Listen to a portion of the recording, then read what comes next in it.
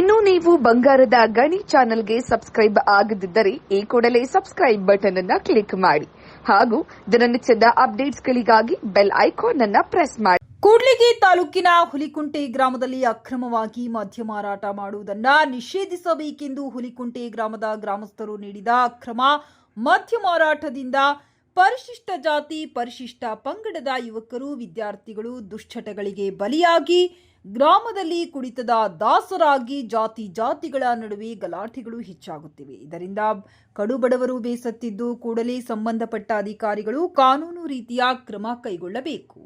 ಇಲ್ಲವಾದಲ್ಲಿ ಅಬಕಾರಿ ಇಲಾಖೆ ಮುಂದೆ ಗ್ರಾಮಸ್ಥರೆಲ್ಲರೂ ಸೇರಿ ಪ್ರತಿಭಟನೆ ನಡೆಸುವುದಾಗಿ ಎಚ್ಚರಿಸಿದ ದೂರಿನ ಅನ್ವಯ ಸ್ಥಳಕ್ಕೆ ಆಗಮಿಸಿದ ತಾಲೂಕು ದಂಡಾಧಿಕಾರಿಗಳಾದ ಕುಮಾರಿ ವಿಕೆ ನೇತ್ರಾವತಿಯವರು ಜಿಟಿ ಸುರಿಯುವ ಮಳೆಯ ನಡುವೆಯೂ ಗ್ರಾಮಕ್ಕೆ ಭೇಟಿ ನೀಡಿ ದೇವಸ್ಥಾನದ ಅಭಿವೃದ್ಧಿಗೆ ಮತ್ತು ವಿವಿಧ ಕಾಮಗಾರಿಗಳ ಅಭಿವೃದ್ಧಿಗೆ ಹಣ ಕೊಟ್ಟು ಅಕ್ರಮ ಮದ್ಯ ಮಾರಾಟ ಮಾಡಿದರೆ ಪಡಿತರ ಕಾರ್ಡ್ ರದ್ದು ಮಾಡಲಾಗುವುದು ಮತ್ತು ಸರ್ಕಾರದಿಂದ ಬರುವ ಎಲ್ಲಾ ಸೌಲಭ್ಯಗಳನ್ನು ನಿರ್ಬಂಧಿಸಲಾಗುವುದೆಂದು ಗುರುವಾರದಂದು ಗ್ರಾಮಕ್ಕೆ ಭೇಟಿ ನೀಡಿ ಸ್ಮಶಾನಕ್ಕೆ ಹೋಗುವ ದಾರಿಗೆ ಅಡ್ಡಿಪಡಿಸುವವರಿಗೂ ವಿರುದ್ಧವೂ ಅಧಿಕಾರಿಗಳ ಗಮನಕ್ಕೆ ಇರುವುದನ್ನ ತಿಳಿದು ಅಲ್ಲಿನ ಜನರಿಗೆ ಕಾನೂನು ತಿಳುವಳಿಕೆ ತಿಳಿಸಿದರು.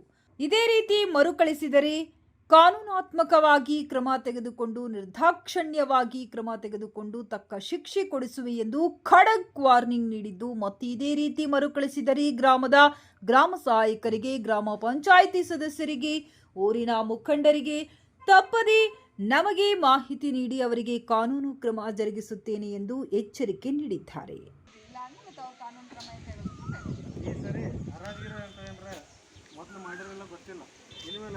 ಆಯ್ತು ಅಂದರೆ ಯಾರು ಮಾಡ್ಸಾರಲ್ಲ ಅವರು ಮಾರಕತ್ತಾರೆ, ಇಬ್ಬರು ಸರಿ ಇದ್ರೆ ಹೊಡಿಸ್ಬೇಕು. ಅಂಥವು ಯಾವ ಮಾಡೋಂಗಿಲ್ಲ.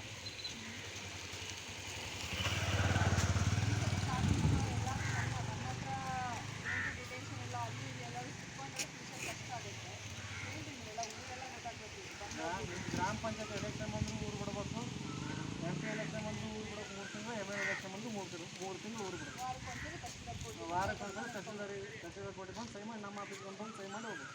ಆ ಲೆಕ್ಕ ಪಾಸ್ ಆಗತ್ತೆ ರೀ. ಎಬಿಚುವಲ್ ಅಪೆಂಡರ್ಸ್ ಅಂತ ಹೇಳ್ಬಿಟ್ಟು ಅದಕ್ಕೆ ಅವಕಾಶ ಆಗೋದು ಬೇಡ. ಕಾನೂನಲ್ಲಿ ಏನಿದೆ ಆ ಥರ ಇರಿ, ಸರ್ಕಾರಕ್ಕೆ ಸಪೋರ್ಟ್ ಕೊಡಿ ಅಂತ